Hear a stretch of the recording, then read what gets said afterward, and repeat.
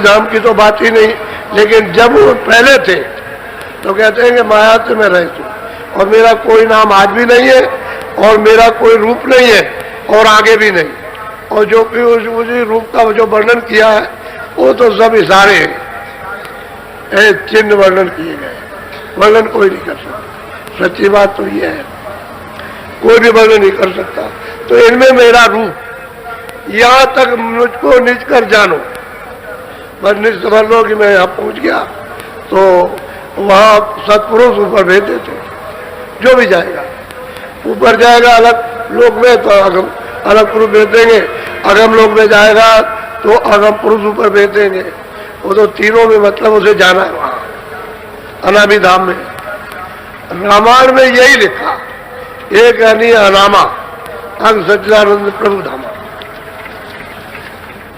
असल में बात ये प्रकृत पार प्रभु और बाती ब्रह्म बेरज अविनाशी ताम होकर कारण नहीं, वो भी यही बात कह रहे। इनसे भी पूछा गया कि आप कहाँ के रहने वाले हो, तो इन्होंने भी वैसे ही उत्तर दिया। उसको प्रेमियों को उत्तर उसी तरह से दिया, बहुत अच्छी तरह से दिया उत्तर। जिस किसी ने भी इस तरह का प्रश्न किया महापुरुषों के, वो सेवकों को सबको उत्तर मिला। बोलो। अंश दो सतपुरुष निकारी ज्योति निरंजन नाम धर। कहते हैं कि दो कलाएं, एक मतलब है ज्योति और एक पुरुष। ये दो कलाएं सतलोक के नीचे, ये सब गंदगी जितनी भी थी, जल था थल था, ये मतलब ये है कि अग्नि थी, वायु थी, आकाश थे, इसके सूक्ष्म से भी अति सूक्ष्म, ये जितने भी तत्व थे सब वही मसाला था। उस मसाले को अब वो नीचे उन्होंने उतारा, उतार देंगे मसाले वही से। तो कहते हैं दो कलाएं, एक मतलब है कि ज्योति एक पुरुष, इनकी दो आवाज पर उतारी। आवाज उन्हीं की है, शब्द उन्हीं का, उसी पर उन्होंने उतार करके नीचे बैठा। और सबसे नीचे वाला स्थान है सहस्त्र दल कमल। कहते हैं कि वो कौन है, उनका नाम क्या है, निरंजन। उस सहस्त्र कमल स्थान पर आकर उनको ला करके बैठा दिया और ज्योति को उसके नीचे और उतार दिया। और ये यानी निरंजन पुरुष की अर्धांगिनी है, आद्या महाशक्ति ज्योति। तो दो कलाएं उतारी उन्होंने नीचे, उतारते ले आए यहां से। अब उसी का और सूक्ष्म रूप एक माया हो जाएगा, तो माया अर्धांगिनी हो गई ब्रह्म की, और उसी का एक छोटा सा यानी रूप प्रकृति हो जाएगी, ऊपर में पुरुष हो गया, पार हो गया, वो प्रकृति हो गई, और नीचे माया और ब्रह्म हो गया, और नीचे यानी आद्या महाशक्ति और मतलब ईश्वर हो गए, निरंजन भगवान। इन्हीं को ईश्वर और खुदा और गाड इन्हीं को कहते हैं। इस सब में कहते हैं कि ये सतपुरुष ने इनको भेजा, ये कला सतपुरुष ने भेजी उतार करके सतलोक से।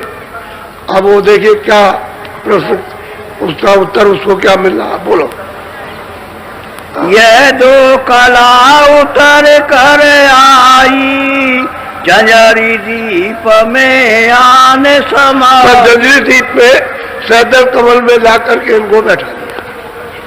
ये दो कलाएं उतर करके आई और यहाँ जाकर के, और आई उन्हीं की आवाज पर, क्योंकि दूसरा तो कोई आधार था नहीं कि भाई ऐसे फेंक दिया जाए तो कहाँ टिकेंगे। तो शब्द ही से उतार करके लाई गई, उसी शब्द में जो उनके मुख से शब्द निकला उसी पर आए और यहाँ ला करके उनको बैठा दिया। मंडल पहले बन गया, क्योंकि मंडल अगर वो नहीं बनाते सतपुरुष तो फिर इनको ला भेजते कैसे। तो मंडल ये सब पहले से बना दिए, तब इनको बाद में भेजा है। बोलो। यहाँ बैठ तिरलोकी रची पाँच तीन की धूमय कहते यहाँ बैठ करके सैदल कमल में बैठ करके ये त्रिलोकी की रचना उन्होंने मसाला मिला करके की। बस यहाँ पर पांचों तत्व, रजोगुण तमोगुण सतोगुण, ये तीनों मतलब ये, और जल पृथ्वी अग्नि वायु आकाश, मन बुद्धि चित्त अंता, ये अहंकार, ये दसों इंद्रियां और प्राण, ये सब मसाला इन्होंने मिलाया यहाँ से इन्होंने रचना की इन्होंने।